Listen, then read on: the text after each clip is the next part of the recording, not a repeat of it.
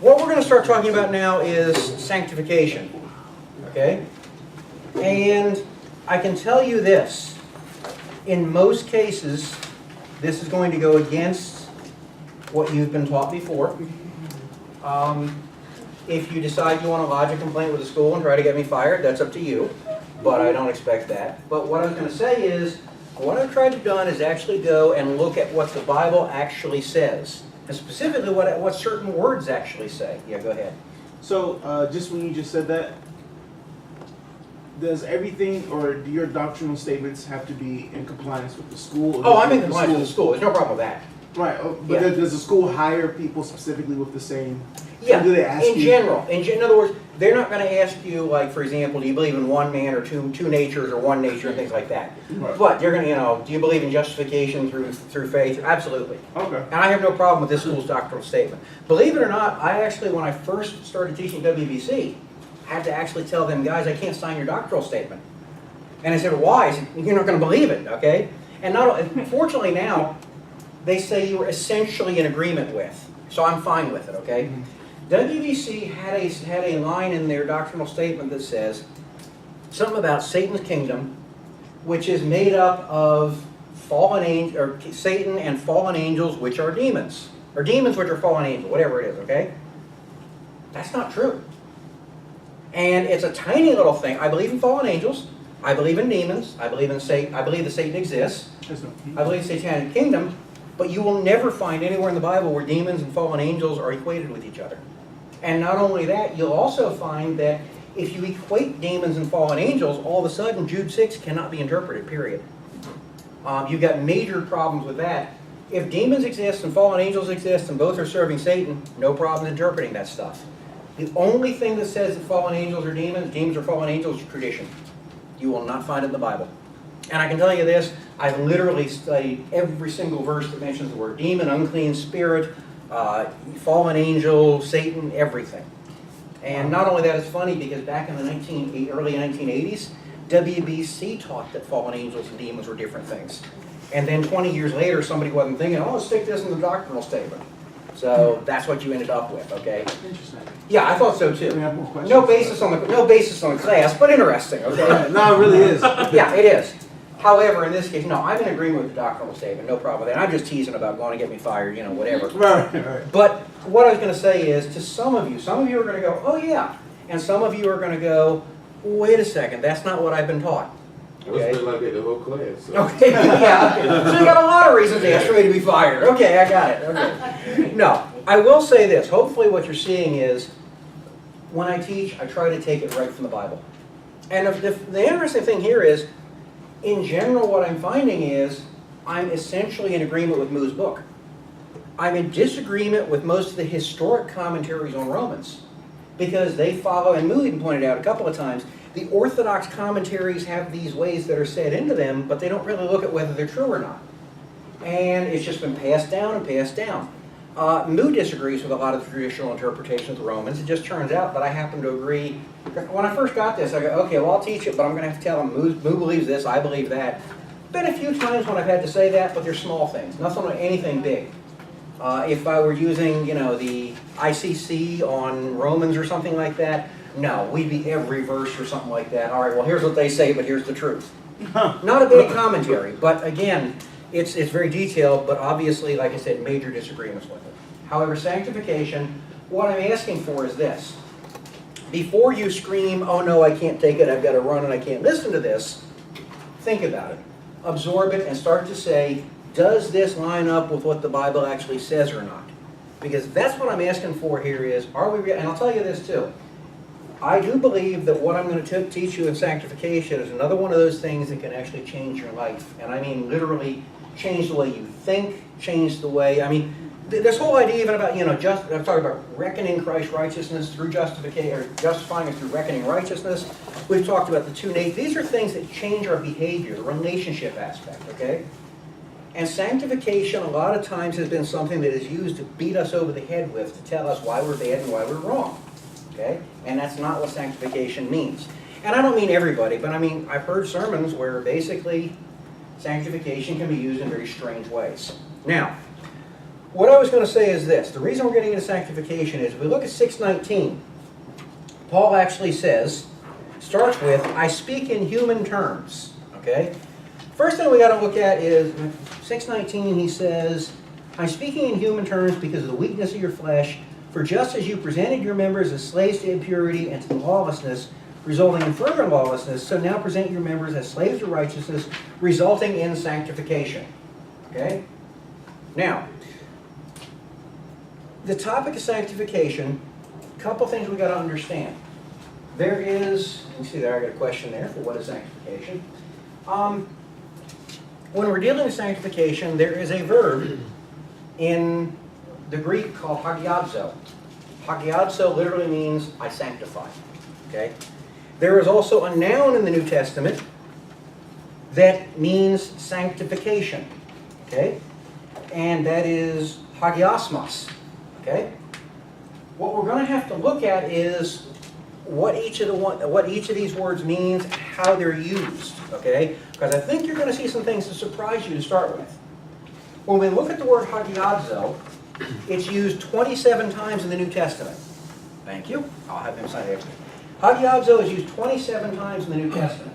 And actually, this word hagiadzo, one thing I was going to say, it's a fancy way of saying, if you listen to it, it's very similar to the word for holy, sanctified, sanctification. They're all the same root. They all start with this hagios, hagiadzo, hagiatzos, etc. Okay?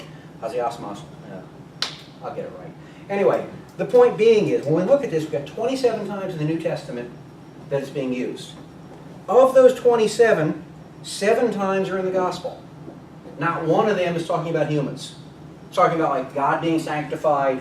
It's talking about things like gold being sanctified, things of that nature. So we really don't see anything regarding human sanctification in the Gospels. It's just not there.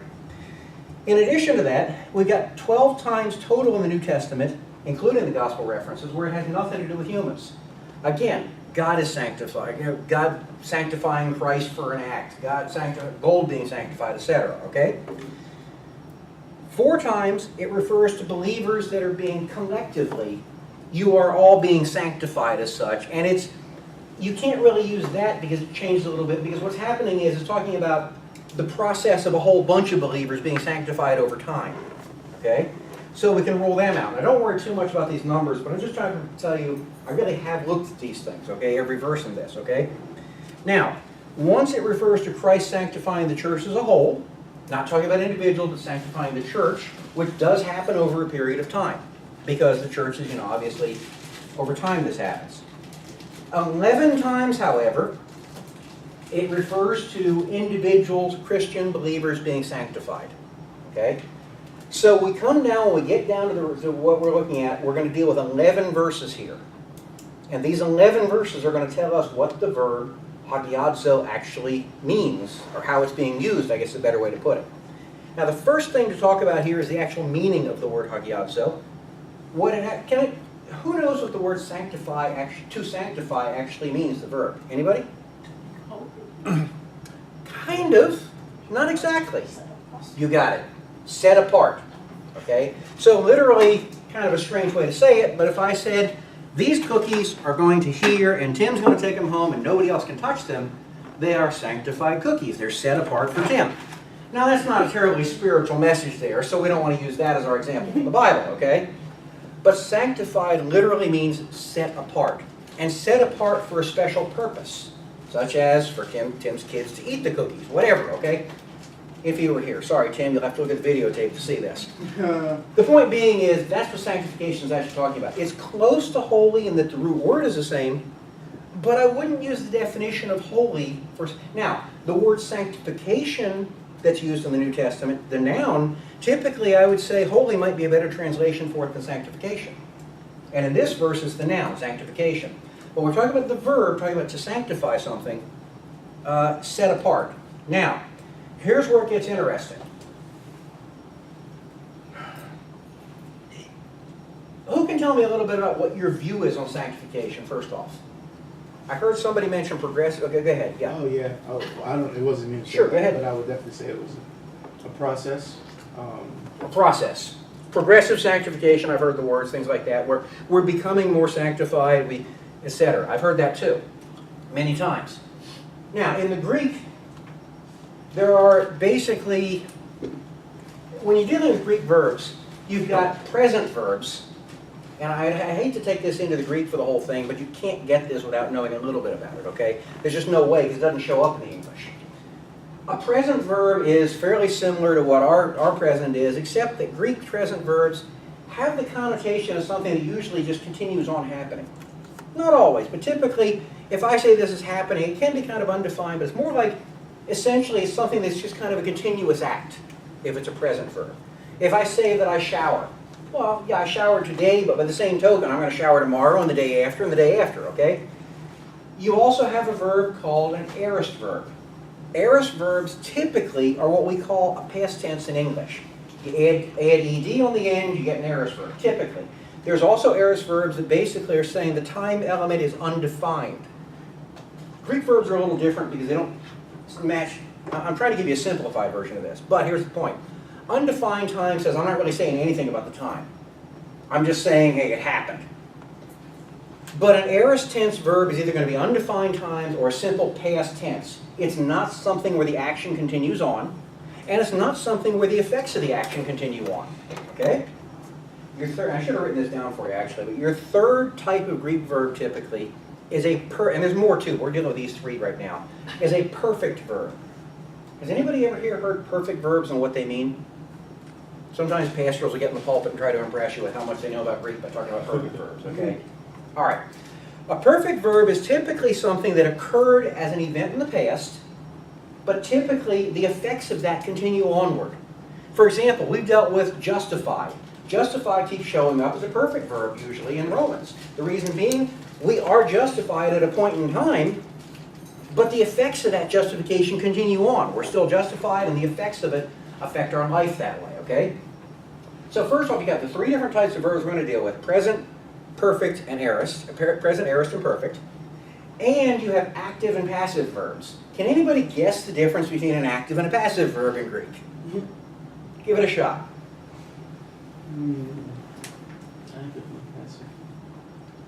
So something that that's actually being done versus something that's done with no passion. Something that you're doing versus Right. something that you're doing versus something that's being done to you. Okay. Okay? So the point is, a passive verb means you had nothing to do with it. It's being done to you. An active verb means you're doing it. Okay. I run down the street. Active or passive? Active. Although I wouldn't look very active running down the street after breaking my ankle in 5 places a few years ago, okay? My point being is that I wouldn't look very active, but it's still an active verb, okay? You know, Dave punched me in the face. No, he didn't really. That's a passive. I'm being punched. I'm not, you see what I'm saying, okay? It's kind of, no offense there, sorry, it just came to mind, okay? Anyway. The point being, active and passive is whether you're doing it or whether it's being done to you. Now, can anybody guess, for example, when we studied justified? Anybody remember whether it's active or passive with God? When God justifies us. Passive for us, exactly. God justified us. God reckoned the righteousness to us. So in those cases, what we had is we had a perfect passive occurring. So that it was something that God has done in the past and the effects of that continue onward. Okay? Now, if you can just remember those things, I know it's a little complicated, but just remember that, we can go on with this. And if you forget it, ask me, okay? Now, 3 times of those 11 times we're talking about, hagiadzo is actually an aorist passive verb. So an aorist passive verb, what does that mean? Who remembers? That it just happened to you. Well, that it happened to you, that's the passive. What about aorist?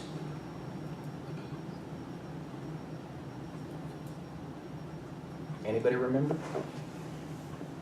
Okay, I'll tell you what, I'll write it on the board in a minute if we have to, okay? Aorist, and put it up here. Aorist is very similar to the English past tense. A-O-R-I-S-T. And basically think of it as adding an ed on the end of a word, okay, in general. So, essentially, 3 times of the 11, it's saying the verb sanctify is something that happened. And it was passive, so it was done to us. That's only 3 of the 11. Okay? 7 times, it's perfect passive. And a perfect verb, does anybody remember what that is? It's happened in the past, but it's The ongoing. effects, yeah. Right. It happened in the past. It's like an ED one, except it continues on with its effects. Essentially, it's like had been doing or something. You see what I'm saying? That type of a word there. Otherwise, you'll see been or being or something like that added to a verb that's a perfect verb. Okay. So 7 times it's in the past with continuing effects. 3 times it's in the past and it's not talking about it. It may or may not have continuing effects. Just not discussing it. That leaves 1 time when it is a present active verb. Okay? Present active. And we all know what a present verb is already. Okay? So 1 time out of 11 is present active, and the other 9 is talking about a past event, and it's passive. Okay? Now, what's going to be interesting is this. We want to look at the 1 time when it's active. Everybody turn in your Bibles to Hebrews 9:13. And this is the time when it's present and active.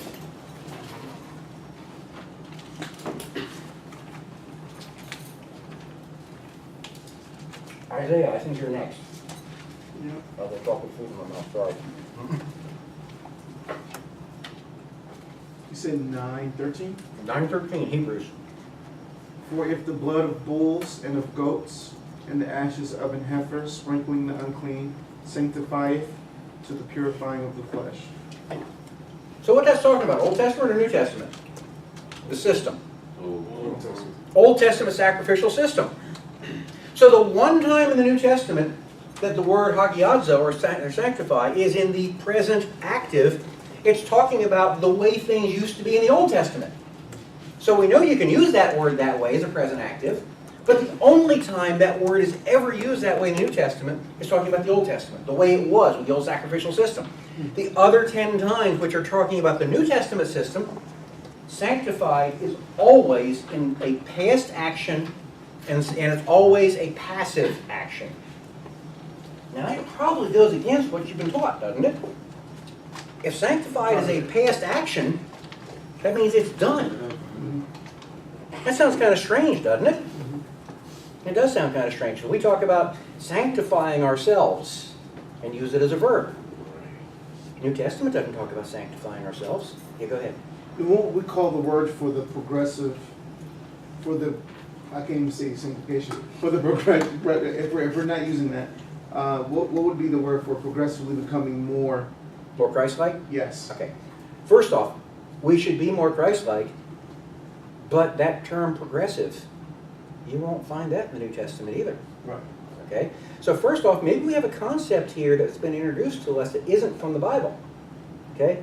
Now we're going to get to this in a minute because there are things that we got to talk about with sanctification that are different than this. Right. But the verb form of it for sanctification means it's a past action that's passive.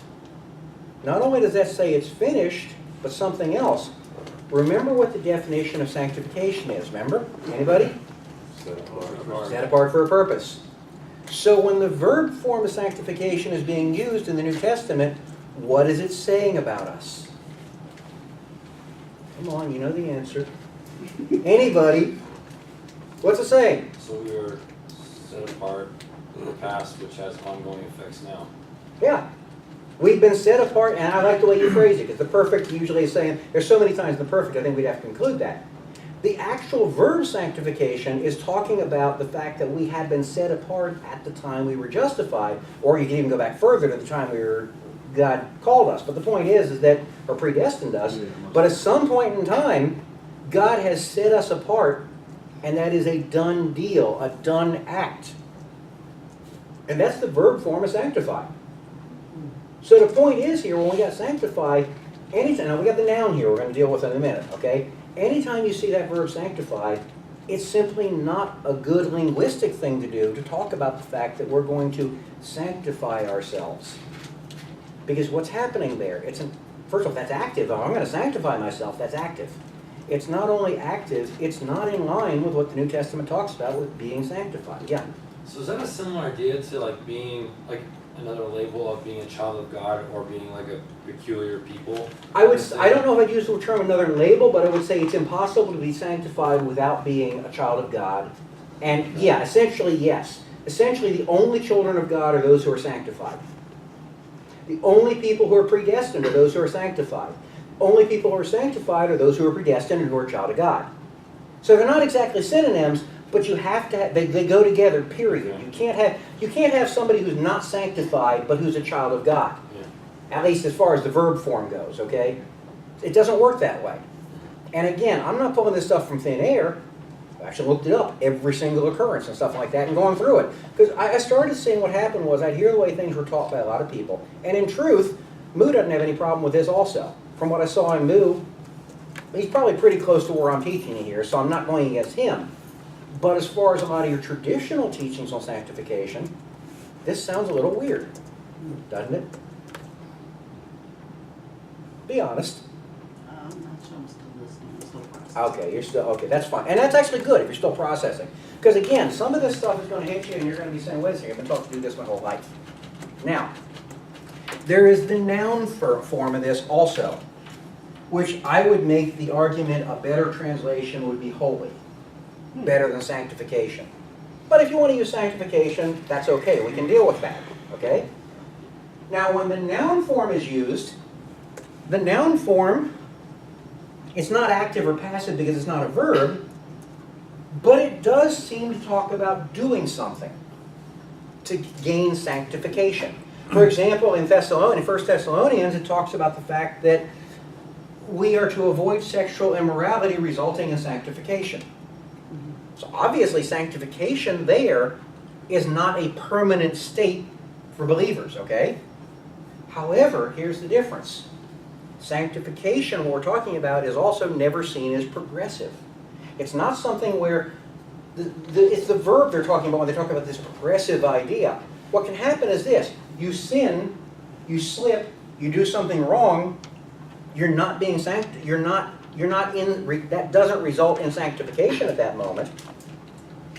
But as soon as you turn away, you've always been sanctified, you've always been set apart. So that's why I would use the term holy here. You're not acting in a holy manner when that happens, but it doesn't change your state. And the state is set apart in the past for a purpose for God's glory, period. And this is what I'm saying. Now, like I said, some of you might be going, yeah, okay. Some of you might be saying, okay, this is different than I've been taught. And frankly, it's probably different than most of the teachers in here are going to see. I don't know, some of them may teach this. As a matter of fact, it's funny. I was talking to Mark Lee before class about this, and he said, oh, that's the same position Dr. Edgar holds. Now, I didn't know that, but okay, that's fine. He was seminary, okay? The point is, it's not a crazy off-the-wall position or something like that, and basically it comes from actually examining the actual words and trying to find out what's going on. But the reason I bring this up is because frequently with sanctification, what happens is we hear this idea of progressively becoming more and more sanctified with the idea that somehow it almost turns it back into works-based salvation. And it's not. It's a done deal. Now, should we be doing good things and being holy and avoiding sin? Yes, we should be. But it never changes our relationship with God. It never changes our state with God. And it never changes any of these key things. Never changes our justification, never changes our righteousness or anything else. Go ahead. It's okay. What about he that began a good work in us? Uh-huh. No question. Absolutely, he's doing good works within us. That's not what it's saying, but that's not the same thing as being sanctified. I agree with that. Does God do good works in us? Yes. You know something? God started making me into a college professor when I was a kid. As a matter of fact, my teachers used to get, I don't know if upset's the right word, I never forget my parents going to the parent-teacher conferences and my teacher saying, he's the first 40-year-old, 6-year-old I've ever met. The other one I had, 1st through 5th grade, every single teacher literally said to my parents, He should be a lawyer. And they didn't necessarily mean that in a complimentary way. Nothing against lawyers, Matthew. He's been accepted to law school. So the point is that, no, I think God started preparing me this for a long time. Not only that, but in addition to that, my salvation, the things that have happened, obviously God's preparing us for things. God is doing good works in us. What I'm talking about is not the idea of is God doing good works in us, and are we to be holy or not. What I'm saying is we need to be clear on the terms, and here's why. Sometimes you say, well, why am I nitpicking at this? The reason? Because you're going to find that when these little things creep in where you think you've got it down and it's really not that way, all of a sudden later on you're going to go, oh wait, now what do I do with this verse? How do I handle this? I've got some interpretations that in some cases people will say, how did you possibly say that? And again, they're not crazy ones, they're ones that a lot of people here would agree with, okay? But their interpretations, the reason that people have trouble with them a lot of times is because they've accepted and believed things that aren't in the Bible. They're not taught in the Bible. And in this case, what I'm trying to say is, here is the accurate way to see it. And to be sanctified means literally to be set apart for God's purpose. And when the verb form of sanctify is used, that's what it's talking about. And when you see the word sanctification, like you see in Romans 6:19, probably think of the word holy instead, probably a better word to think of it or something.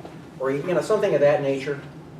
Where God does want us to be holy. And again, actually, I'll tell you what, let's turn to, by the way, also, something I should say, the noun for sanctification is typically used in a moral sense. The verb is not. So the noun basically is talking about doing things right and wrong. The verb is not.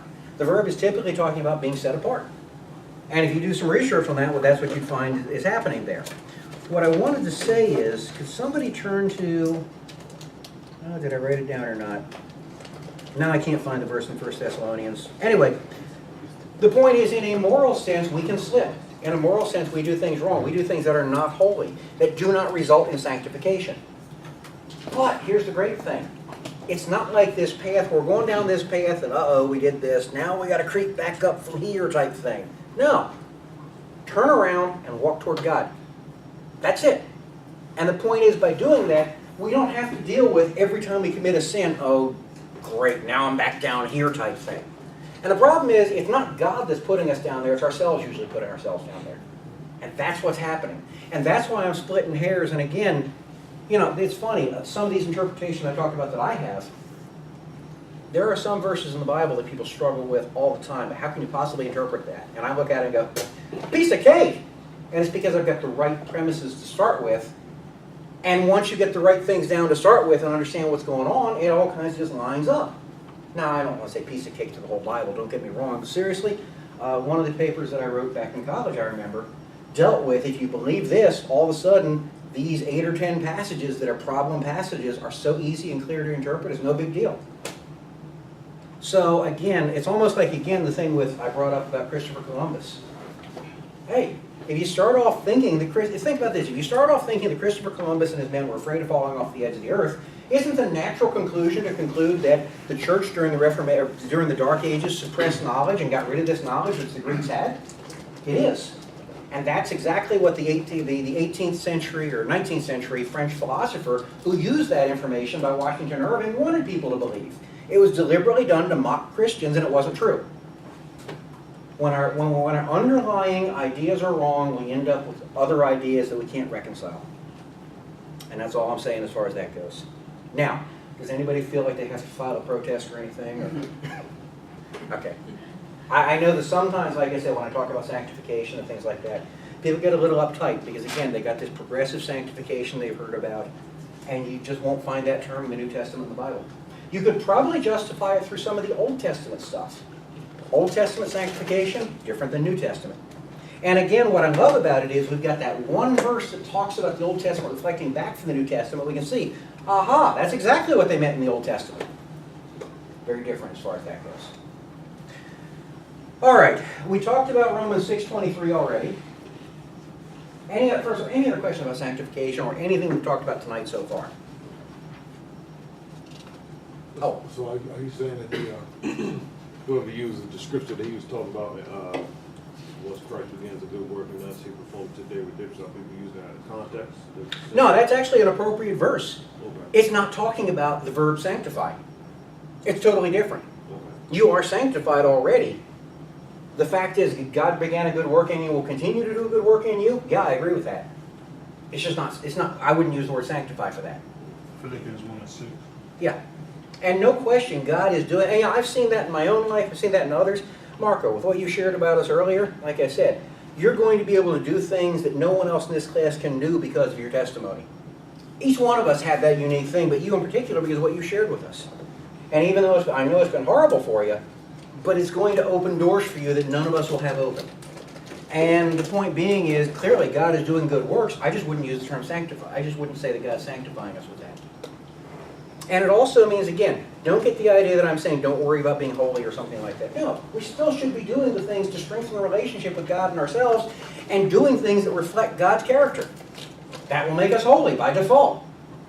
You know, it's like we said earlier, you want to avoid sin? Do good. And that is proper grammar, English grammar there. Do well would not be. Okay, do good is actually what I mean. Anyway, anything else on this topic? Okay, let's go to Romans 7. We're going to get some very interesting things in Romans 7, I can tell you that. Why don't we have somebody read, who's next? We're going to skip Stephanie. Marco, could you read Romans 7, 1 through 4 for us? Let's start with that. Actually, 1 through 3 to start with. Romans 7. And yell it out. Or do you not know, brethren, for I speak to those who know the law, that the law has dominion over a man as long as he lives. For the woman who has a husband is bound by the law to her husband as long as he lives. But if the husband dies, she is released from the law of her husband. So then if, while her husband lives, she marries another man, she will be called an adulteress. But if her husband dies, she is free from that law, so that she is no adulteress, though she is married another man. Okay. Interesting verse, because the first question you got to bring up is, why did Paul suddenly go from justification, sanctification, righteousness, all this stuff, to, oh, and by the way, if your husband dies? Okay? Kind of shifting gears, right? So one thing we got to say is he really trying to give instructions about what happens when your husband dies here? No. Not really. And one of the things you got to be careful about. Sometimes you'll see like this in Romans, and you'll go, take what Jesus said about divorce in the Sermon on the Mount. He really wasn't, his goal was not to give a full treatise on what divorce is, because Paul ends up explaining it much better later on. Christ is giving a summary there to illustrate his point. Not that he said it was wrong, but it wasn't complete because he wasn't trying to be complete there, okay? This is another case where everything Paul said here is accurate, but his main point isn't to talk about widowhood here. But he's using it as an illustration, okay? The first thing I want you to see is when it says, or do you not know, brethren, okay? If I were to summarize that, what it really means is Paul literally saying, of all people, you should know this.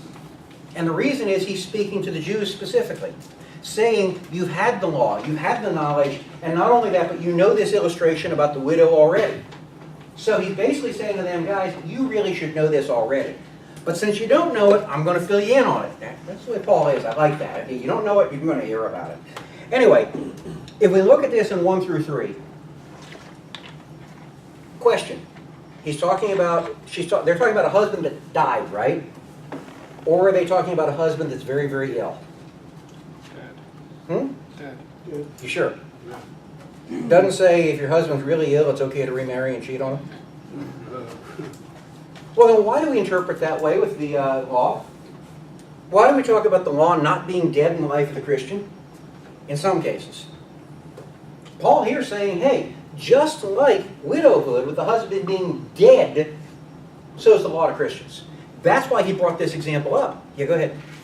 Question in, I guess, Roman civilization at this time. Was it ever common for a woman to divorce the husband? Probably not, but I don't know. This isn't dealing with divorce here.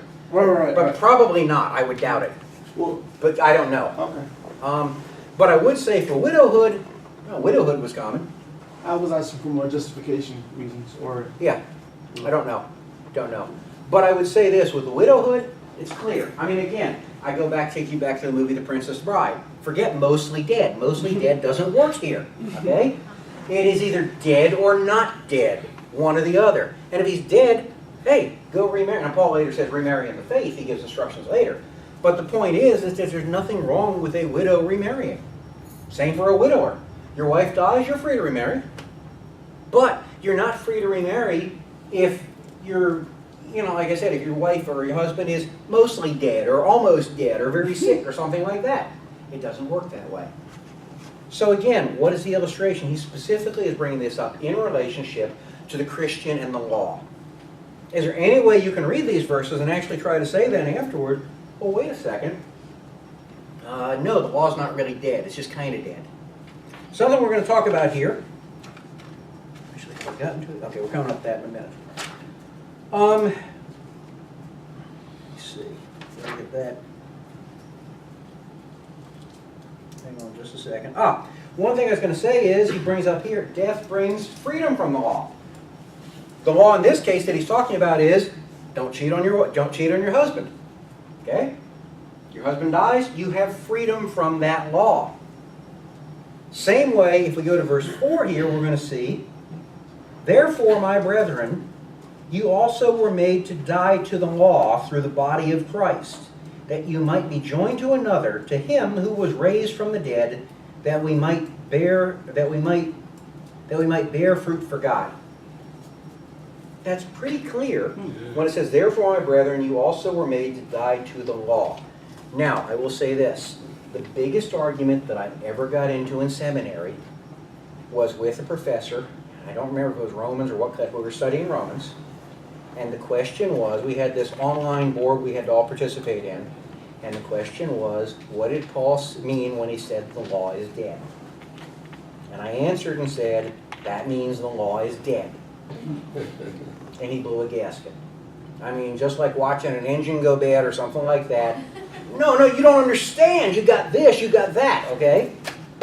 The fact is that not only that, but when it started, I would say that almost everyone in the class was saying, hey, Carleton, there's email, so there's a list on the discussion board. You got a problem here. You can't just say the law is dead. That doesn't mean we can do anything we want. And by the time it was done, the professor was not happy because by the time it was done, 2/3 to 3/4 of the class agreed with me and a third to a quarter of them agreed with him.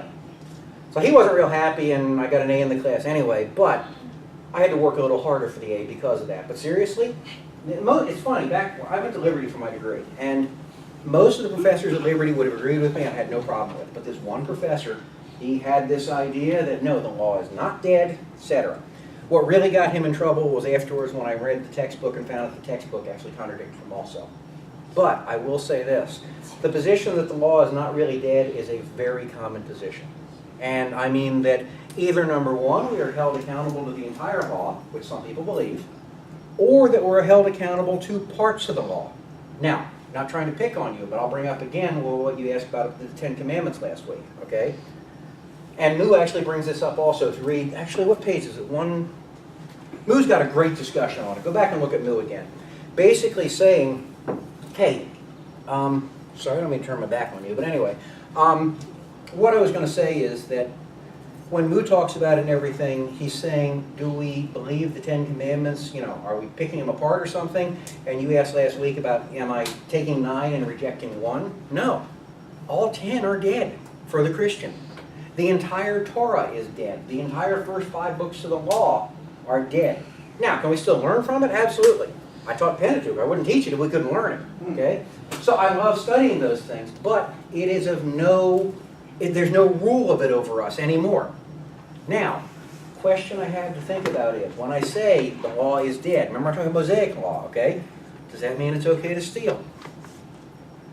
Why? Give me a reason for it then. Easy just to say no. Why is it not okay to steal? Law is dead. Why can't we steal? We have to obey the laws of the land. We have to obey the laws of the land. Okay, you might get punished for it, but... Second commandment, You're doing love harm your to neighbor as another. yourself. Okay, you're doing harm to another. Conscience? Conscience going in. Here's the point.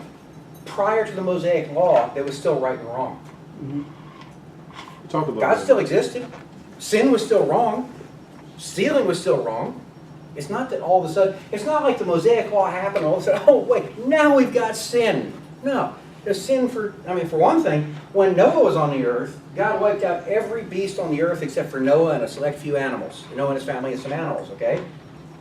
Obviously there was sin on the earth at that point in time. There was no Mosaic Law with Noah. Didn't happen that way. Mosaic Law came a long time after Noah. So the point being is, when we talk about the law being dead, the first thing we have to remember is we don't mean that there is no more right and wrong. We mean the Mosaic Law is dead. However, from some other writings of Paul, I would also, yeah, go ahead. Is that the term moral law? Or What? I heard the term moral law. Moral law. We're going to deal with that in just a minute. Oh. No, the Mosaic Law deals with moral law as well as other parts of it. My point is this, strangely enough, I would say if you're talking about the Mosaic Law, the moral law is also dead. Which you're going to say, what? The Mosaic Law moral law is dead. However, those things in the moral law have been reiterated to us elsewhere to tell us they're still wrong. Okay. A good example is this. Unless it's changed, did you know that you cannot be prosecuted for bank robbery under state laws? You could up until like 1933 or 34. Do you know why? They passed a federal law. They said now bank robbery is a federal crime. So if you rob a bank, the state doesn't prosecute you, the federal government does. So in that case, the law has been nullified with the state. The point being is, does that mean it's okay to rob banks? No, the federal government's still going to have something to say about that. And in that case, they actually did it because what you had is, back at that time, you could rob a bank across the state line and they couldn't touch you. That's what people were doing, actually. That's what the robbing gangs were doing, yeah. So they made it a federal crime. My point being is, when the Mosaic Law dies, now, here's the thing I don't want us to think. I don't want us to think we have this other law that's been put in place of it.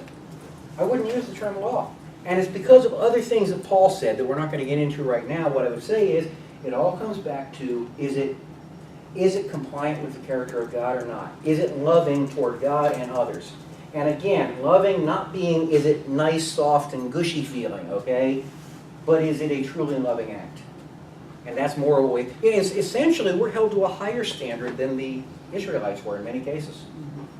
I mean, you know, they had this, and I shouldn't say, they really should have gone beyond the law also, okay? Because they should have been thinking about the spirit of it instead of just the letter of it. But we're held to a different standard. And that standard is we're supposed to be acting as we are. Acting out the righteousness that we've been justified with.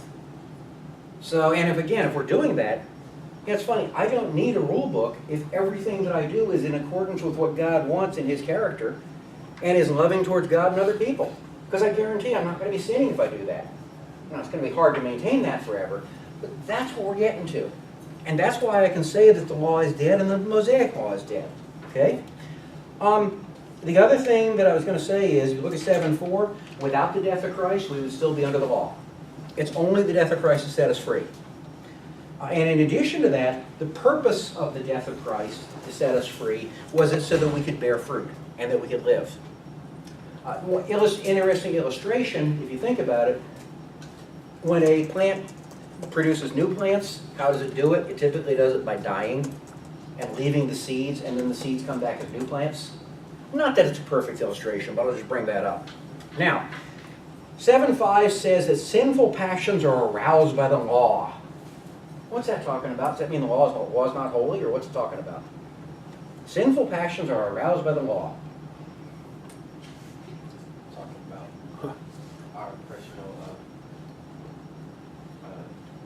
desire to do sinful things against the law of God. Well, I think somewhat, but let me say this. What's it mean by it's aroused by the law? Yeah, go ahead. Maybe because the law says the things we should not do. It's kind of like a taboo. Like if I say don't think about don't do it, you do it. So that's first off. It makes people do things they shouldn't do. Secondly, also, when you have law, you have more things that it's possible to do that offend the law.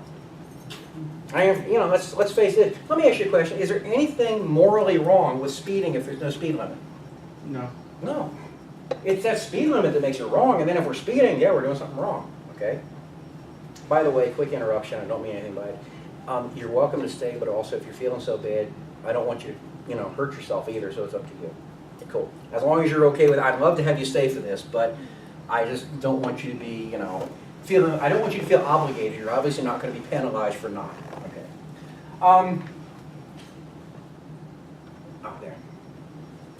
So I think the arousing the passions, we've talked about that before, and frankly, when you do have law, you have more possible violations.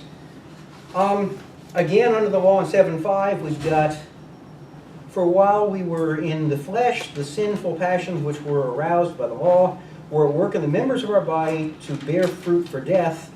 In 6, but now we have been released from the law, having died to that by which we were bound, so that we may serve in newness of spirit and not in oldness of the letter. Again, we're hearing dead to the law. Not partially dead, not mostly dead, not a little bit dead. Dead, period. And that's the Mosaic law. And not only that, that's why he's bringing up the spouse issue here, is he's saying, look, you guys already know about this spouse thing. What's the big deal? It's the same exact thing.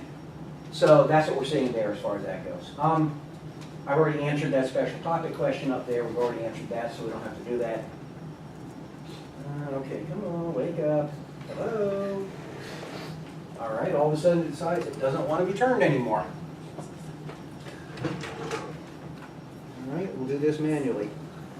Okay. This is what I want to get to.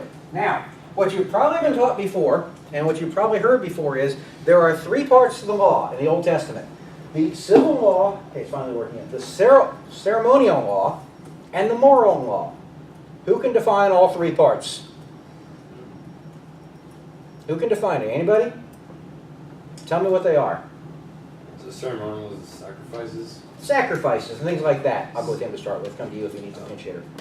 Sacrifices. You got it. That kind of stuff. The ceremonial is, you know, hey, you only send a high priest into the Holy of Holies once a year, and you tie a rope and a bell to him in case he dies and things like that. Okay, that's the ceremonial law. Okay, civil law. You know what that is? The people.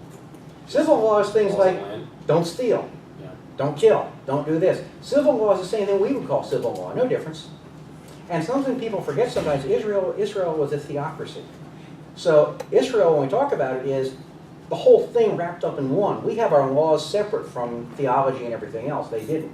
So the civil law was part. If you look in the Old Testament, there's laws, you know, don't do this to your, you know, don't muzzle your oxen, don't do this, don't do that, you know, things of that nature. So there's civil law in there as well. What about moral law? Pretty self-explanatory, but what do you think? Right and wrong. Yeah. Doing good things, doing things to honor God, etc. So here's what you got. The explanation typically is the moral law still exists and has never been set aside. The civil law, it kind of exists but has been modified, you know, like that as far as that goes. But the ceremonial law is dead. And some will say the civil law is dead too. But the moral law has never been killed. Okay? There's only one problem. There's more than one problem. There's one major problem with this explanation. Can anybody guess what it is? The whole law thing. Hmm? The whole law thing.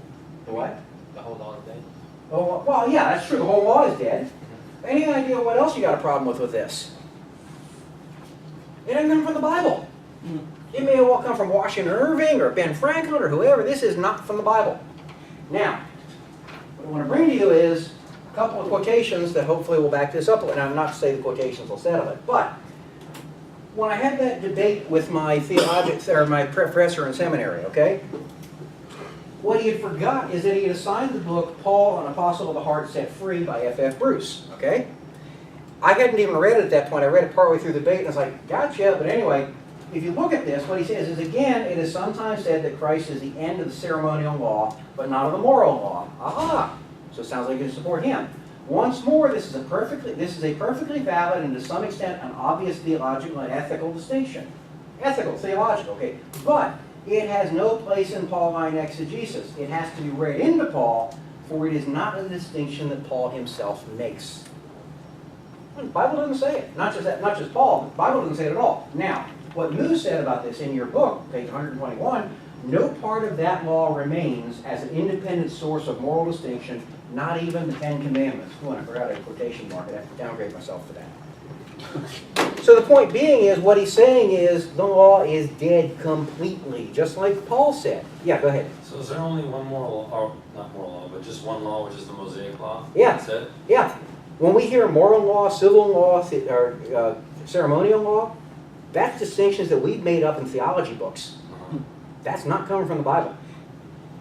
There are parts that are clearly related to the civil aspects, the ceremonial aspects, and the moral aspects. But that was never divided that way. It was simply, this is the Mosaic law. And when Paul says the law is dead, referring to the Mosaic law, we have no right to cut that up and carve it up and say, you know, it's almost like carving a turkey. Well, okay, the wings are gone now and the legs are gone, but we still got the turkey breast and the thighs left or something. The whole thing, either that turkey is dead or that turkey's alive. So it's just a way for us to be able to. It's how we Into categorize, sections. right? It's how we categorize it. That's all it is. Yeah. But it's got no basis in the Bible.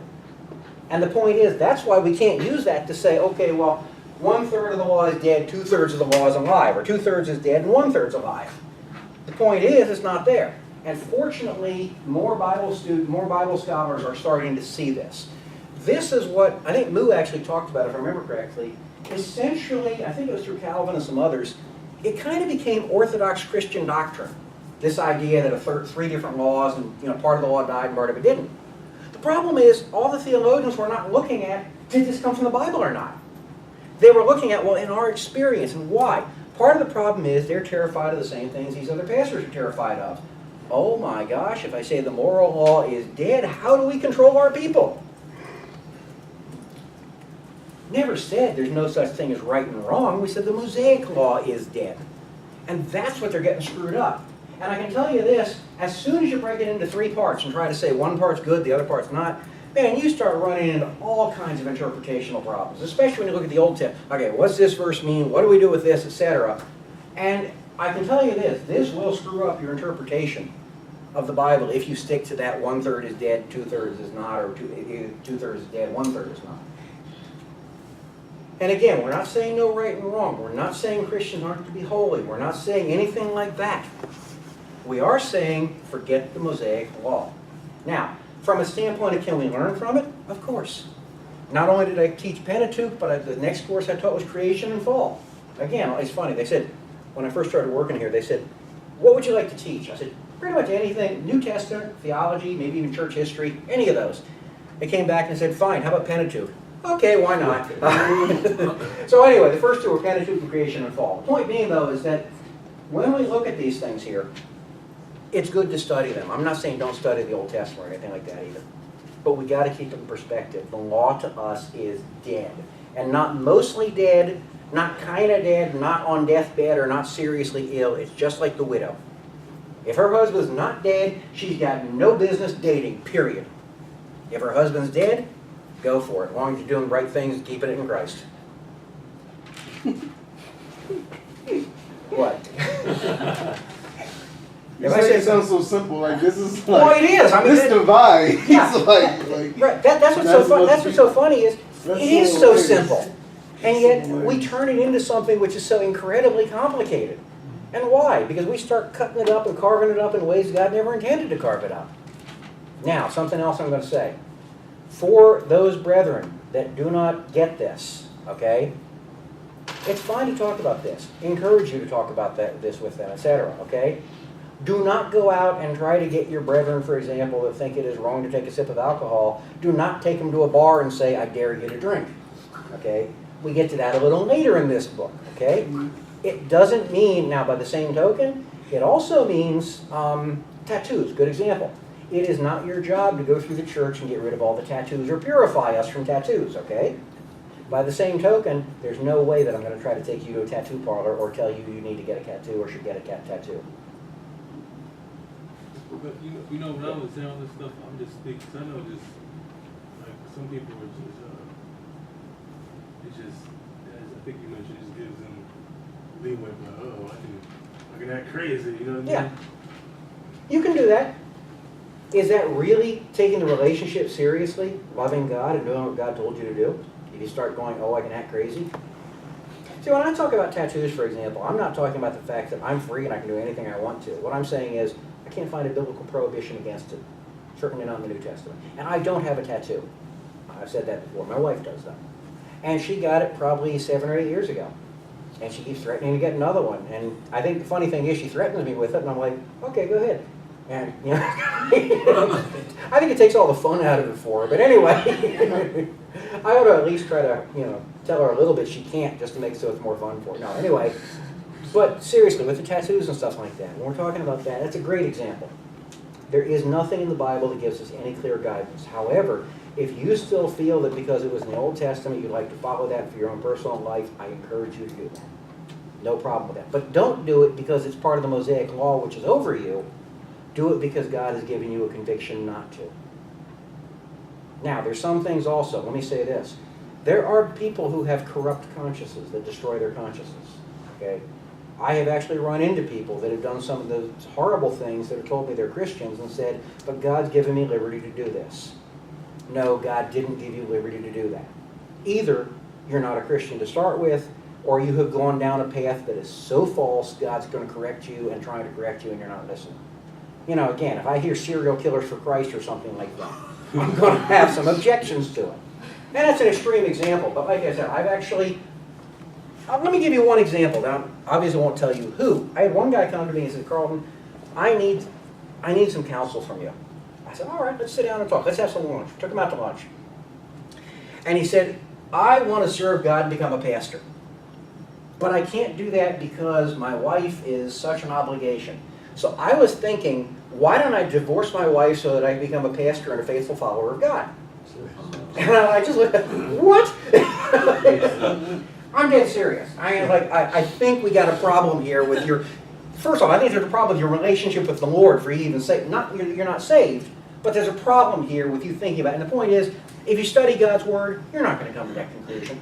That's why I said that when we talk about love, part of the love relationship between us and God is enough love for us to study what God said and apply it to our lives. So at what point do you feel that, we could kind of like destroy our witness in a sense? Because a lot of things I always felt like, oh man, I don't do this because I want to destroy someone's witness or, Yeah. So it just seems like, that's not about tattoos, but it just seems like some things may, it just may not give, say, a non-believer an opportunity to glorify our Father in heaven, by our good works. Yeah. If you will. Understand.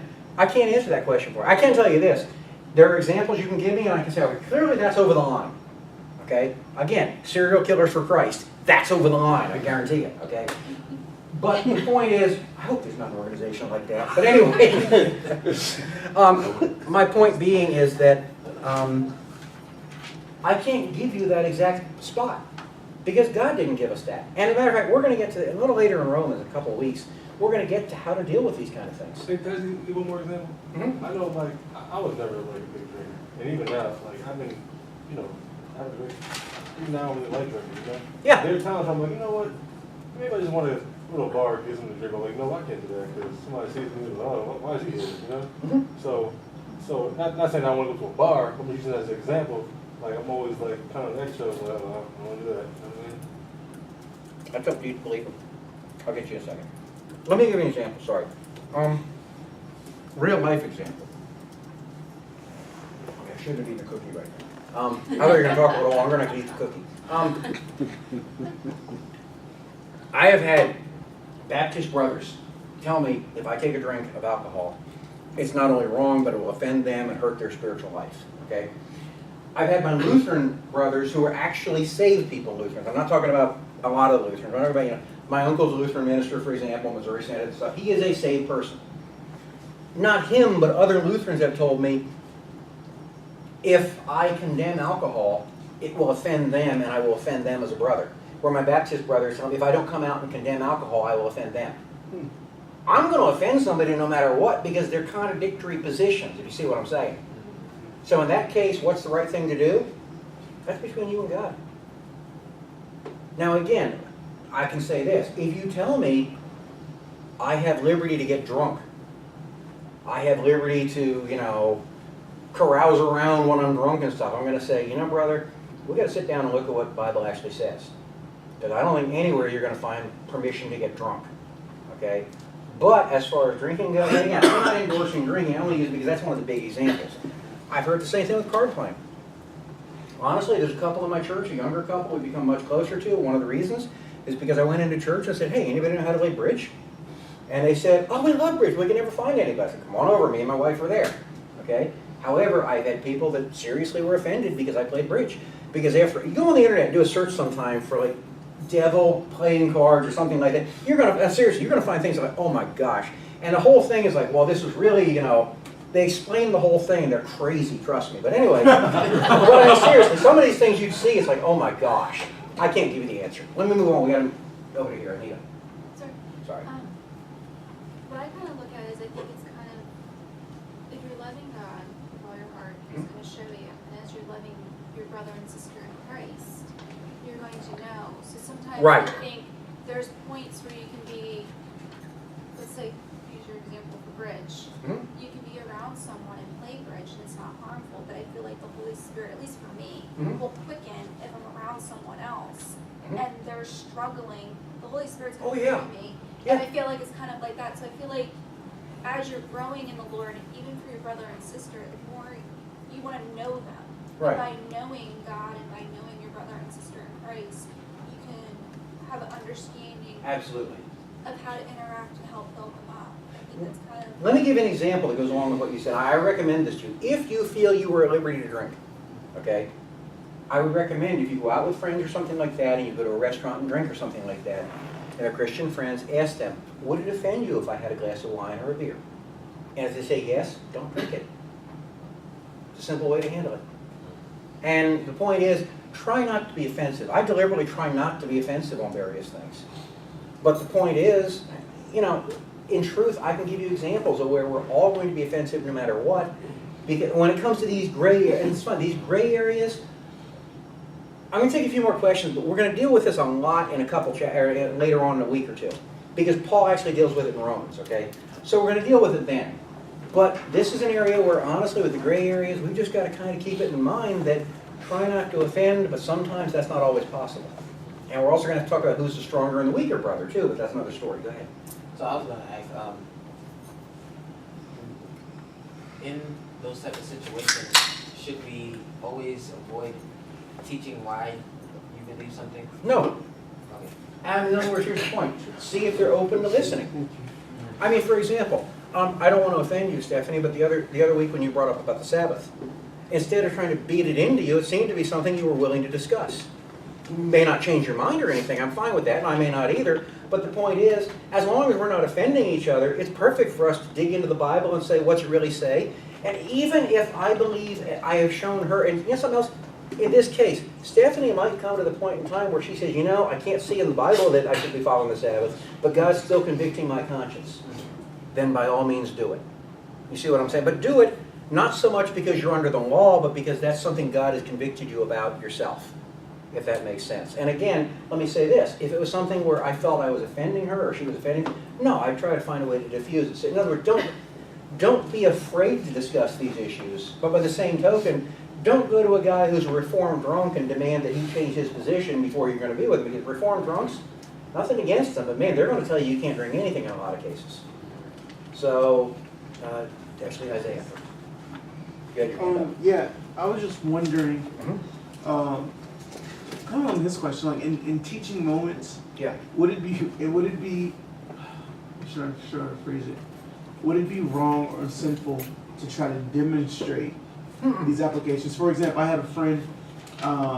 One thing that's popular, especially in the African American church, is the way that you're dressed in church, and that being tied to you being justified or sanctified. And our friend was so strongly against it that she just wanted to wear T-shirts every Sunday to prove that point. Yeah. Now, and that would be largely in disobedience to the church she was going to. That's probably not a good thing to do, I would say. To me, I wouldn't do that. Now, I was in a church where I deliberately wore jeans. You know why? Not because it offended the church, but because one week, a woman showed up with her 2 kids for 2 weeks in a row. They wore not only jeans, they were torn up and everything else, okay? Looked like rags, okay? Some of the people in the church started talking, you know, look at the way they show up in church. Don't they respect God anymore or something like that? Now, they actually were clean, but they were all rags, okay? 2 things. Number one, I said, guys, that has nothing to do with respecting God. Secondly, what I happen to know is she literally had all she had on herself and those kids. So what happened? I started wearing jeans. because I didn't want her to feel out of place. And if I had jeans with holes in them, I would have worn jeans with holes in them. Because I didn't want her to feel out of place and her kids to feel out of place. Why didn't somebody buy them some? Well, you could, well, actually at that point in time, Actually buy Yeah. them some new clothes. I didn't have the money to at that point in time. I was literally in college, things like that. But my But I point mean, for is, the church, Yeah. church members to say that, I know. condemn. Well, it wasn't, instead of just it wasn't the leaders of the being church, but helpful. you're right, exactly, you're right. Not a spirit of love. Certainly not what Christ would have done. And whether you buy them or not, my point is you certainly don't condemn them for it because they're showing up in church like that. Now, I will say this, I'm getting a little off topic, but I was in another church when I was younger and literally girls were walking into church with tops cut down to here, with jeans That's coming right. up to and Right. things like that. People got offended by that. I was like, okay, now I understand why and let's talk this through and everything. It was to the point where it was certainly beyond suggestive, okay? Mhm. That's a whole different episode. But if we're Right. talking about the fact that it's not good enough for God, wait a second. Did God tell us? I don't ever remember a case of Paul saying I had to wear my three-piece suit to go out to Mars Hill and preach. It didn't happen. Okay, real quick with you and then I'm moving ahead. Okay. I think one thing I think of is that as our individual convictions as we go on the Lord, it witnesses to others. I believe Oh, it that's does. part of our witness. So I think I personally, it's the way I do it, I pray about it. Mhm. And if I know that because of the way I'm particularly acting or doing something, if someone has a question, or I know there's situations where somebody else might be struggling, and then you can kind of have that opportunity to share. But I think as we walk in our relationship with the Lord, it helps iron sharpens iron. So we're able to see that with each other. And I think that kind of opens that opportunity. It's not so much that we have to get our point across, but I think sometimes God will just open up. Okay, if the door opens. If it Yeah, is. it's the same thing with witnessing. By the way, Stephanie, thank you for showing up. I appreciate it. I know this was not easy for you tonight, the way you're feeling, so thank you. Feel better. Have fun, hope you feel better. Thank We'll you. pray for you. All right. Bye-bye. No, I agree. And not only this, think about this. Same thing with witnessing. Sometimes we go out and we're going to witness tonight, and that's the guy right there, okay? No. Sometimes God, you wait for the Holy Spirit to open the door, okay? It's not like you can decide tonight's his night to get saved, or you're here for the shovel, and he doesn't. I mean, we forget it is the Holy Spirit that has to take in motive. If the Holy Spirit doesn't open that person's eyes, they're not getting saved that night. Doesn't matter what we do. We can dump a gospel book down their throat or something. Ain't gonna matter. Same thing with that. We have to be sensitive to it. Now, back to what we're talking about with the law. Okay. Okay. We already hit whether the law is dead. Oh yeah. 7:7 through 7:12. Let me say this. We're going to get into some really wild stuff here, and I know we're not going to finish everything tonight, and we're going to push things back a little bit because of that. That's okay. We're probably going to deal with chapter 7 tonight if possible, and probably chapter 8 we'll do next week. Okay. But don't worry, it's worth it. Now, chapter 7. The law brings knowledge of sin. It's going away for me. Okay. In those verses here, we already know the law exposes sin for what it is. The law is holy. One of the questions that comes up is, that Moo dealt with, is, who is I in Romans 7:7 through 12? Okay? And there's three positions he brings up. One is Adam, one is Israel, and one is Paul. Now, the idea that Adam is the I think, and Moo both thinks, is really stretching it. I don't get that one at all. Okay, but some people believe that the Adam, he's referring first person right there to Adam, and he means Adam instead of Paul in 7 through 12. I don't get it. They're trying to bring it from Romans 5 and bring it forward. I think it's grossly out of context and stretching it, and so does Moo. I'm going to kind of leave that. And not only that, the other thing too is, it's talking about under the law. Well, the law of Moses did not exist for Adam and Eve, so it doesn't even make sense to say it was Adam. Now, Moo's belief is that it is the Israel and the salvation history of Israel when he says I, and that actually means Israel. He says that there was death before the law, that it just quantified it, and not only that, but the idea is, like I said, it's Israel. I disagree with that. Radical interpretation, I believe when Paul said I, he means Paul. Okay. I know. Who'd have thunk? Anyway, the natural meaning is that, in addition to that, by the time we hit verse 13, Moo admits, verse 13 onward, I does mean Paul. So essentially what he's saying is in 7 through 12 it means Israel, and in 13 through 25 it means Paul. I think it's Paul through the whole way. Not only that, Moo brings up one point, which is an excellent point. His objection is, wait a second, Paul never lived apart from the law. And if you look, somebody read 7, let me read 7:9 through 11. And oh, here's 7:9. And I was once alive apart from the law, but when the commandment came, sin became alive and I died. And he's saying, wait a second, when was Paul apart from the law and alive, and then the commandment came and suddenly he died? Okay? Good question. And if you interpret it the way he interpreted it, it makes it a very good question. Remember I told you a while back that we were going to talk about the age of accountability in the book of Romans? We've arrived. Okay? Now, we've already discussed certain verses, and I'm going to remind you of Romans 3:20, which actually, somebody go back and read Romans. Actually, David, I think you're next. Could you read 3:20, and Tim, could you be ready to read 4:15? 4:15. Yeah. 3:20, please. For by works of the law, no human being will be justified in his sight, since through the law comes knowledge of sin.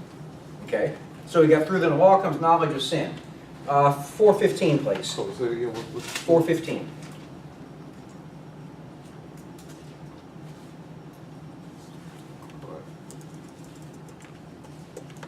The law brings wrath, and where there is no law, there is no transgression. Okay. Where there is no law, there is no transgression. Which, again, we brought up just, I told you, file these away and we'll go through them. 5:13, could you do that? Read that for us, please. For sin indeed was in the world before the law was given, but sin is not counted where there is no law. Okay? Sin is in the world, but it's not counted where there's no law. So again, in each case we're seeing it takes the law in order to make sin real. Okay? Now, could you read Revelation 3:5? Why Revelation? Read it loud. Holler it out. I'm going to give you another verse that makes no sense on the face of things. It says, he who overcomes will like them be. Yeah, you're up. You're Oh, up. sorry. Revelation 3:5.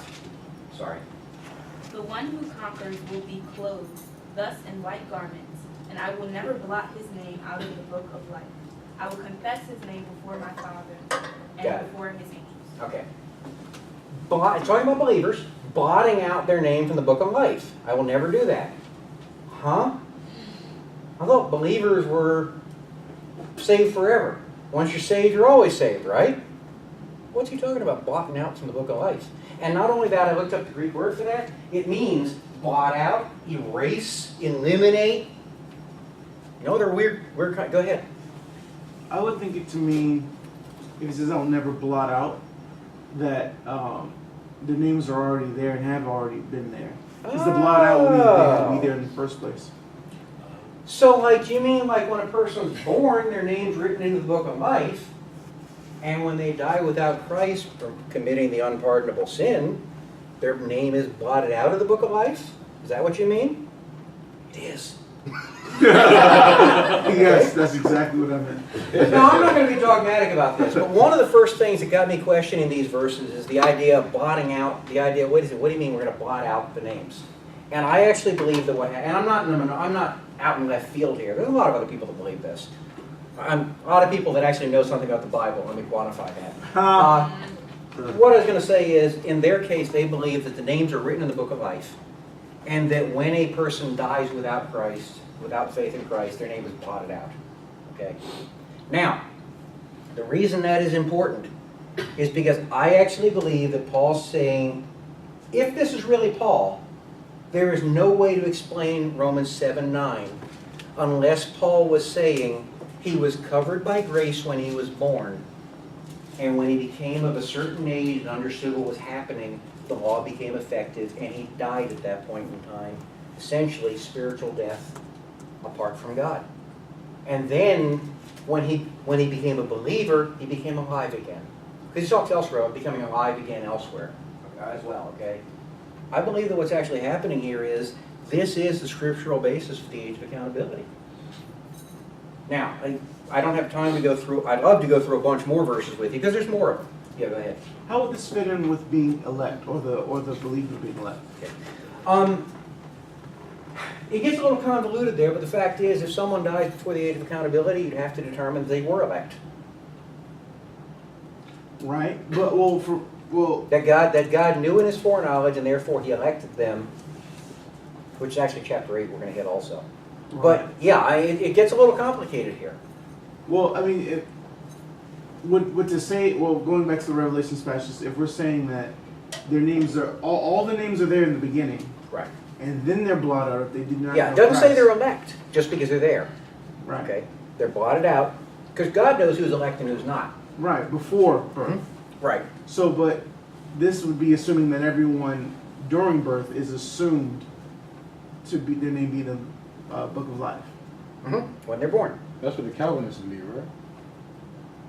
I'm not sure if this is going to be a Calvinist, non-Calvinist issue, but a lot of Calvinists believe that, certainly. I don't think it's a strict Calvinist, non-Calvinist issue, though. And by the way, Calvinist is not a dirty word. We just make it that way because typically when we refer to Calvinism, we're referring to hyper-Calvinism, which is different from Calvinism. Right.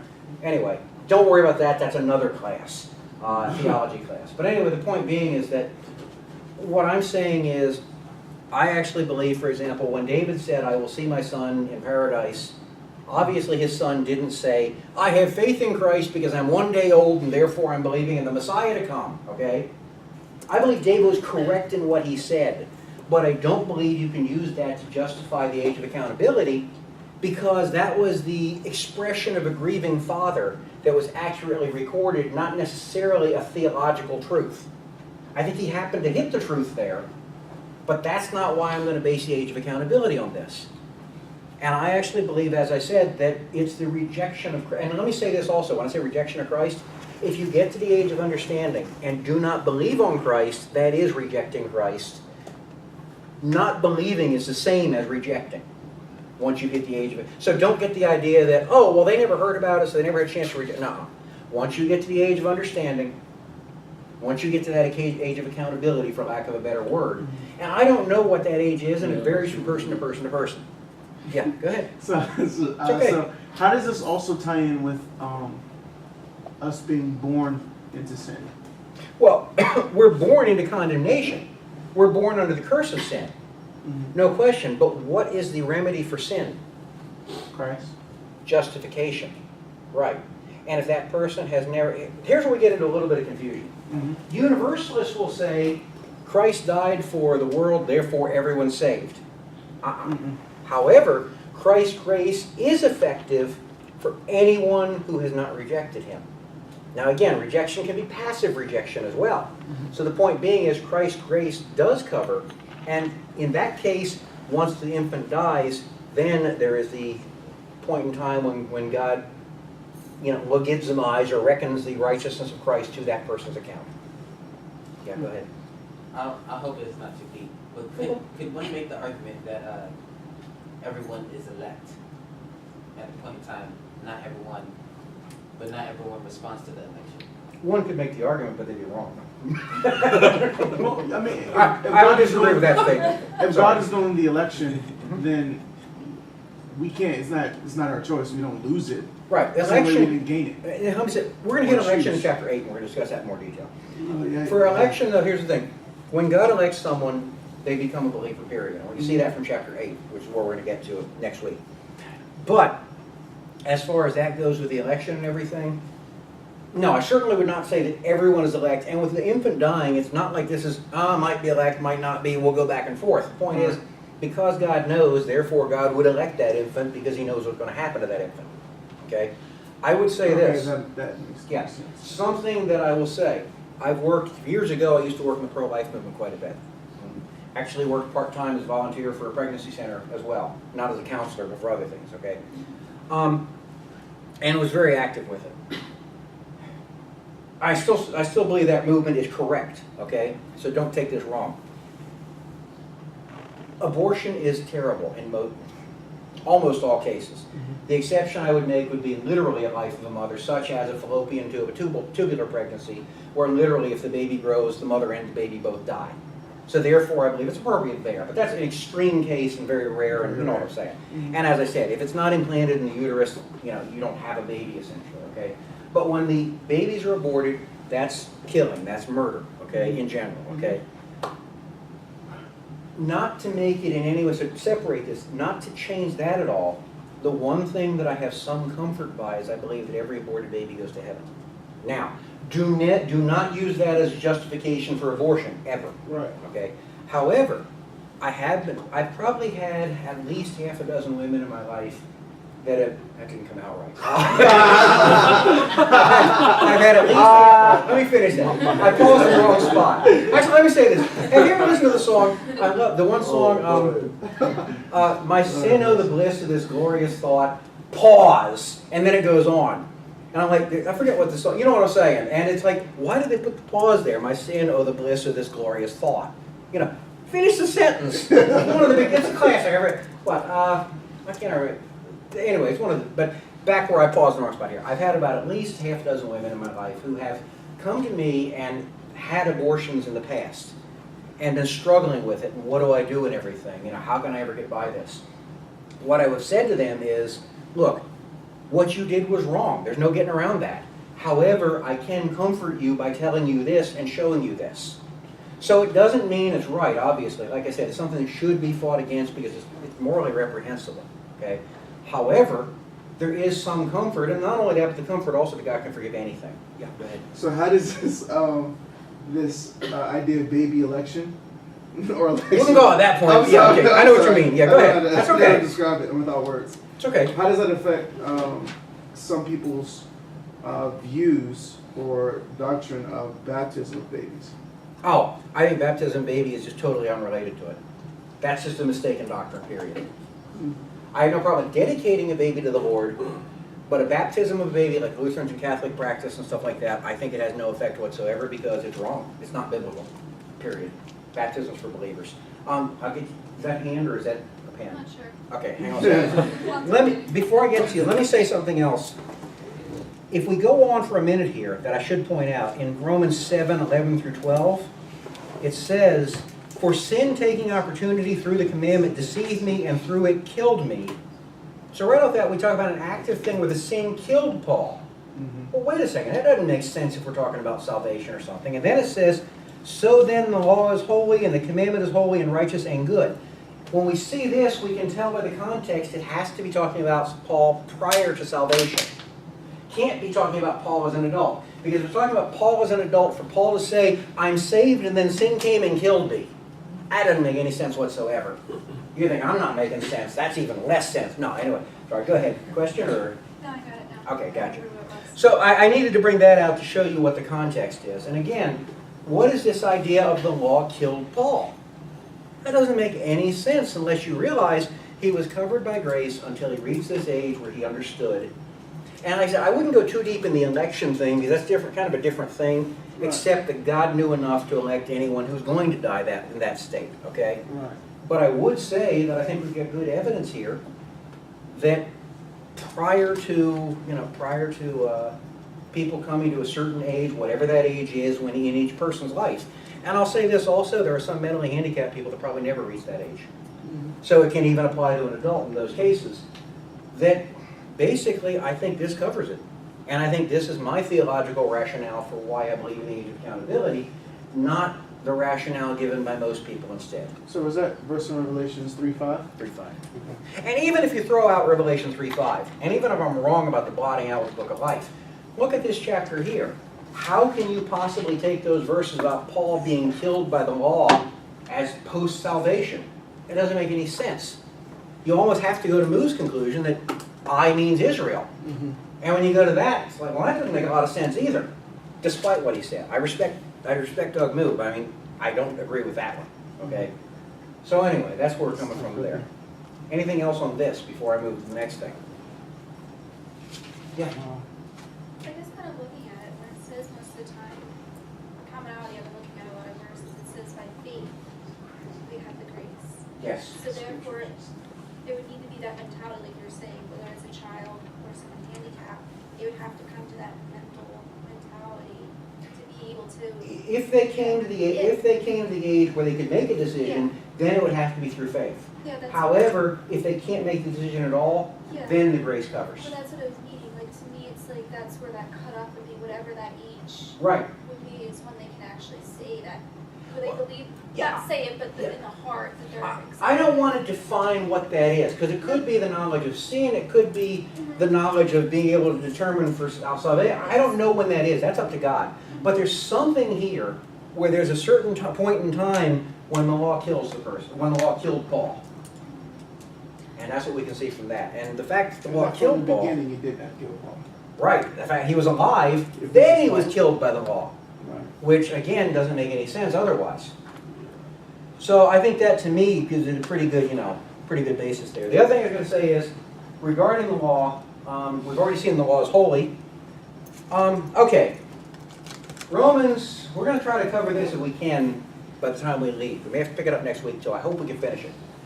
Romans 7:13 through 25. This is a big area of discussion among theology people, okay? Because this is where Paul starts talking about the war of the two natures within the being. And we already discussed this about how it's one creation, okay? There's three options here.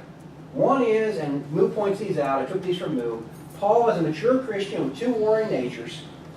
I'm actually going to do most of 1 and 2 as the same because they're very similar. The other is Paul was a new believer seeking sanctification through the law, which has another problem, but he doesn't believe that either. He actually believes option number 3, door number 3, which is the same as I believe, okay?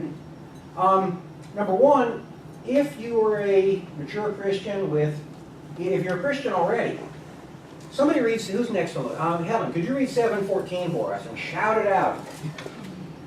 For we know that the law is spiritual, but I am of flesh, sold into bondage to sin.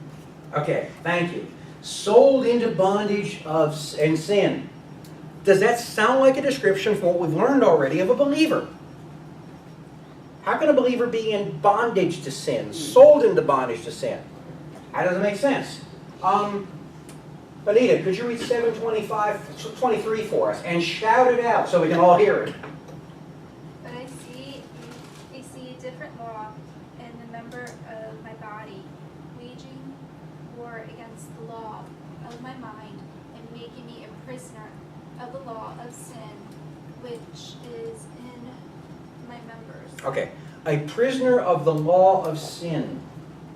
Again, the law of sin actually I think is shorthand here for the Mosaic law. And Moo actually agrees with that. But the point is, can you imagine a believer saying, I am a prisoner to the law of sin after what we just learned about the law and the law being dead? Certainly, If it's, right, certainly not the one writing it. No, if the law is dead, the only way you can be a prisoner to the law of sin is if you're unsaved. My point being, at this point in time, first of all, pretty much everyone believes up through verse 12 is talking about unsaved, whether it's Paul, Israel, or whatever, okay? The only reason people all of a sudden decide, aha, this must be Paul saved with two natures, happens in verse 14. In verse 14, what you're going to notice is all the verbs suddenly become present tense. And this is true. And this is something we've got to deal with. Prior to verse 14, it's all past tense. It's these things, it's things like that. But suddenly in verse 14, actually 13 or 14, I think it's 14, suddenly you've got present tense verbs. That seems to cause a problem for us, doesn't it? Okay? Let me deal a little bit more with the issues with these two first, then I'll come back to that, because we have to deal with that. If you talk about the two warring natures or sanctification of the law, it does explain temptation and sin after salvation, but that doesn't help us because it still contradicts these other things, and we can explain that with the other answer too. It explains why the tense is written in the present tense, because Paul means now, except that it causes all kinds of other problems. Okay? If it's post-salvation, 7:25 with the war between the mind and the flesh seems to endorse Gnosticism, which we talked about earlier. I'm not going to go into details here, but Paul was not endorsing Gnosticism. And if it's post-salvation, then 8:4 means that works are a basis for salvation, which obviously Paul didn't mean. In addition to that, if we're talking about this whole thing here about sanctified through the law, we've already talked about what the nature of sanctification is, or being the verb sanctify. In addition to that, believers are not justified through the law because the law is dead for believers. So we've seen that. Now, how could we possibly say that this is pre-salvation? Okay? We've already seen that it's impossible for a believer to be sold into bondage to sin, and we've already seen that he cannot be a prisoner of the law. Okay? However, then the question we've got is, actually, let me go back to that. Let's go to this beginning thing. Why does it change to the present tense? Okay? I want you guys to listen to something for a minute, okay? And I'm going to tell you a story. Good. No. I'm going to tell you a story. And it's a true story. Years ago, I used to go to Ski Liberty all the time and stuff like that. And I thought, oh yeah, I know how to ski because I don't fall down when I go to Ski Liberty. Even went to Canadian Valley once. Didn't fall down there either. About 15 years passed and I hadn't skied, and we went out to British Columbia with my wife to visit her family. And the nephews said, hey, why don't we go to Big White? And I'm like, yeah, that's cool, whatever. Yeah, sure. Put the skis back on, we'll go to Big White. And they were going to snowboard and everything else. Well, the first thing that struck me as a little odd is we're going up the ski lift, and I'm saying to myself, those are clouds down there. You know, this is an issue. I didn't see clouds below me at Ski Liberty, but I'm seeing clouds below me. I'm able to look down on the mountaintops around me and the valleys around me and the clouds in the valleys, okay? Big White gets up there. Now, that's not the biggest in the world, but it's around close to 8,000 feet when you get up toward the top of it, okay? Yeah. And the ski runs, they go for a little while, okay? And it's beautiful up there, I got to admit, once you get above the clouds. However, it's a little unnerving when you start doing that. Now, I want to tell you what's happening here is, when I was up there, we're going up the lift, my nephews and I, we went up the lift, we got to the top of the lift, I came off the lift and started skiing down, and my nephews looked and they were amazed, because they look and here's what they see. Their uncle goes down the hill a little bit, does a 180, starts skiing backwards down the hill, and goes for a good 20 seconds or so, weaving through the modals or whatever, skiing down the hill backwards. Okay? And they are thinking, he said he could ski. We didn't know he meant that. And they were really impressed. Okay? Now, I'm sitting there and I'm skiing, I'm going down the hill. Here's what's going through my mind. Okay? I go down the first turn and hit the side of a mogul. Okay? I don't have my skiing turns down. I hit the side of it, and it flips me 180 degrees. I got no control over this. It flips me 180 degrees. Okay? So the first thing I'm thinking to myself is, fall down, dummy. Okay? Because I'm actually no. The first thing I was thinking is, I'm going to die. They didn't know that. The first thing I'm thinking is, I'm going to die. As I'm going down, I think I'm going to die, so I'm going to fall. And I try to fall. And when I try to fall, I just said, what do? Put your arms out and you fall down on your back. Okay?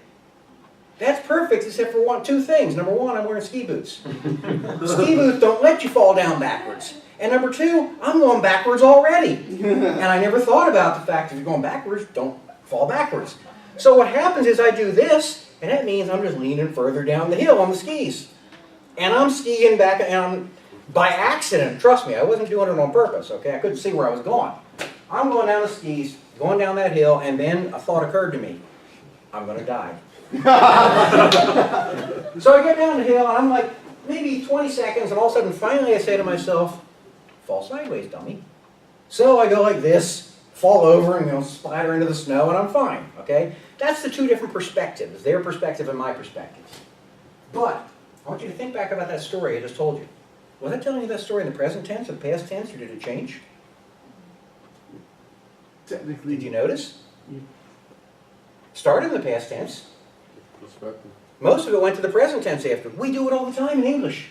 It's called the historical present. And what happens is when we're telling something important to us that we want to add impact to, we change from the past tense to the present tense and tell it as a present tense activity, but we tell it even though it's a past event. Because suddenly we're describing something that happened in the past. And I told that to be fun, but the fact is it illustrates a point. The historical present is a natural, normal thing in English. It's also a natural, normal thing in Greek. Not something you see every day, but it's not abnormal either. It's not like this strange thing. Yeah, go ahead. Well, do we have other examples of Sure. Paul writing like this? I don't have them on hand, but yes. Not only Paul, we have it of plenty of people in the Greek. I mean, you can find them in English all over the place, you can find them in Greek all over the place. It's not as common as your strict, state of the time period, but you might find, 15 examples of normal and one example of historical present, and you add them up and you got, 50 examples of historical. It's not uncommon. That's my point. Essentially, The only way you can really make sense, I believe, of chapter 7 with this area right here is if you decide, number one, Paul could not have been saved when he was talking. The period in time he was talking about could not have been post-salvation. Because 7:14 and 7:23 absolutely argue against that. If it was post-salvation, that means he just turned around and contradicted everything he just said in chapter 6. Which doesn't make any sense. So it has to be pre-salvation. Once we see it's pre-salvation, we go, well, how could he change tenses? Historical present, no big deal. And not only that, we can see, up through verse 12 or 13 is already in the past. So he's obviously talking pre-salvation there. Why is it a stretch to think he's still talking pre-salvation as the chapter goes on when it doesn't contradict anything? Now, the reason I bring this up is, a lot of people kind of go bonkers when you tell them this. A lot of people are like, no, I know it's two natures because we can still sin and everything. Sure, we can still sin. It's one new creation who still has the desires of the old creation as well. Okay? So it doesn't do away with our personality or something like that. But the point being is, I believe, and you can disagree if you want, I believe that the context is fit best by saying this is what's happening here. New doesn't actually go into the historical present. He explains it. I wish he would have, just to explain it a little bit more, because you do have to answer, why did the tenses change? I believe that's why the tenses changed. Okay? In addition to that, let me see. Where is that? 8:1. Take a look at 8:1 for a minute. We're not going to do 8 tonight, but take a look at 8:1. Whose turn is it to read? Yeah, James, go ahead. Therefore, there is now no condemnation for those who are in Christ Jesus. Okay. First off, not really the best translation. I mean, good reading. Not the best translation. I'm giving literally, therefore now no condemnation. Okay? He actually took time to insert that word now. You could have just said, therefore there's no condemnation. Therefore no condemnation. But he actually inserted the word now. Why? Because now he's talking about his current life. Because now he's back to the current. It makes total sense if you look at it. Hey, I just switched back. Therefore now. It's really not that complicated to understand. However, I can guarantee if you present this to people, you will get some fierce arguments on it. Not from everyone. Other people are going to say, yeah, exactly. But you'll get some fierce arguments. In any event, again, I can't make sense of this chapter unless you keep it in the perspective of pre-salvation, because otherwise Paul destroys his own argument. And I just can't see him writing. I can't see somebody like Paul writing all this out just so he can turn around and destroy his own argument in the next chapter. It doesn't make sense. In addition to that, think about this. If we are truly a slave to sin and under the law of sin and everything else, wouldn't that really make the Holy Spirit powerless within our lives if he's talking post-salvation? 7:23 and 7:14, you just can't have them post-salvation. It just doesn't work.